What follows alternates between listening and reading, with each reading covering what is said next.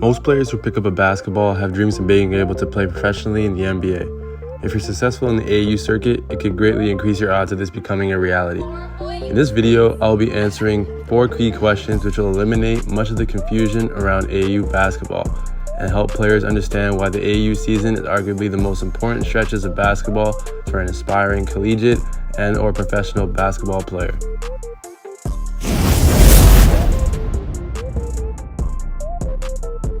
These 4 key questions I'll be answering in this video are: what exactly is AAU basketball?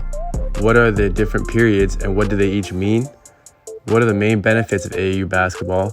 And what is the role of AAU for an aspiring professional basketball player? So what exactly is AAU basketball? AAU is an acronym that stands for the Amateur Athletic Union. The AAU is a youth sports organization that holds tournaments and showcases for amateur athletes to compete against one another through national and local events all over North America. What are the different periods and what do they each mean? Before we go any further, it's important to understand the various recruiting periods.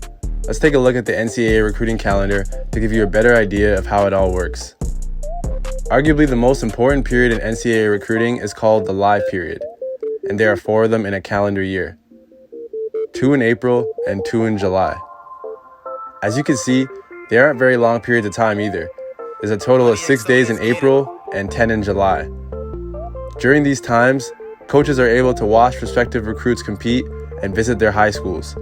They can communicate via phone call, text, or handwritten mail to you and/or your family. For this reason, it is a very hectic time in recruiting, and many of the major tournaments happen during this period. The other 3 periods.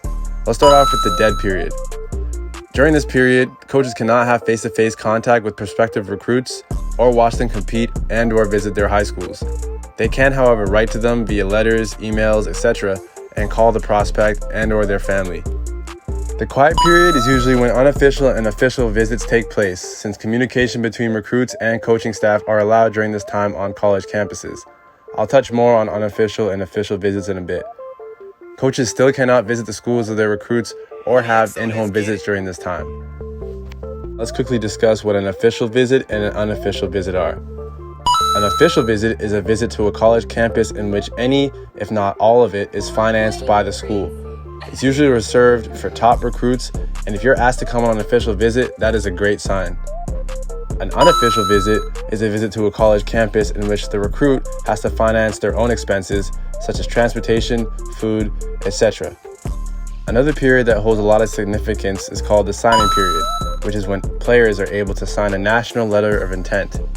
By signing one of these, recruits effectively select a school and end their recruitment. Once a player has signed, all other schools participating will be informed, and they are prohibited from recruiting a player with a signed national letter of intent. If for any particular reason a player does sign an NLI but decides to choose a different school, that player will lose a year of NCAA eligibility and must complete a full academic year at the new school before competing, unless an exception is granted by the NCAA. And lastly, the recruiting period. This is when authorized athletics department staff may make in-person or off-campus recruiting contacts and evaluations with a player. Now that we understand the various periods, let's talk about why AAU is so important for your recruitment. Let's say you're from a small city and you're destroying the competition. Your friends and family might start gassing you up and calling you the next big thing, despite the fact that you're in a city that, for one, may not be known for producing basketball players, and 2, probably doesn't have many high-level players for you to compete against. Naturally, you'll start to wonder, why aren't schools recruiting me? One thing I should add is that even some bigger cities have this issue, where frankly, coaches just don't respect the level of basketball in those cities and are left thinking, would this guy be able to do this against better competition? This is where AAU comes into play. AAU brings together players from all over the US and Canada to one central location to compete. But not only are the players coming from all over North America, the teams themselves consist of the best players in a city or even state. Players from these small cities that are used to dominating their competition may have an overinflated perception of their own ability. AAU has a way of bringing these players back to reality because there's a good chance you'll play against some real competition depending on what tournament you go to, or maybe even a ranked player or someone with a lot of prestige. This is definitely the case if you play in a shoe circuit, but I'll touch on those in another video. If you play well at one of these events, you have a very high chance of getting attention from one of the coaches in attendance, which may lead to interest in the form of written mail, email, text, or even a flat-out scholarship offer. This is because AAU gives you the opportunity to display your talent on a massive stage. And when I say massive, I'm talking about tournaments with as many as 1,000 teams.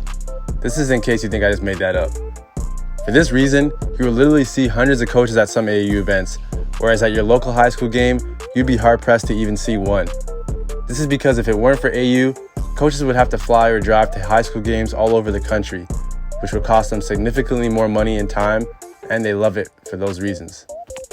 And last but not least, AAU gives you a chance to get ranked. If you were lucky enough to play against another ranked player at a tournament, you would be wise to go at them offensively and try to lock them up. And if you want me to make an in-depth video on how to get ranked, leave a comment below.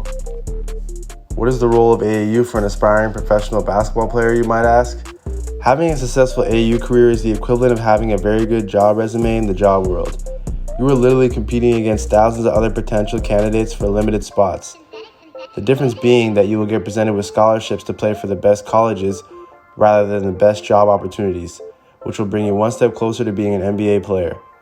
This is especially so if you dominate the AAU scene and put yourself in position to get ranked, which can also lead to you getting on NBA mock draft boards or even getting noticed by retired or current high-level coaches and/or players that can help open doors for you at some point in your career if you nurture those relationships properly.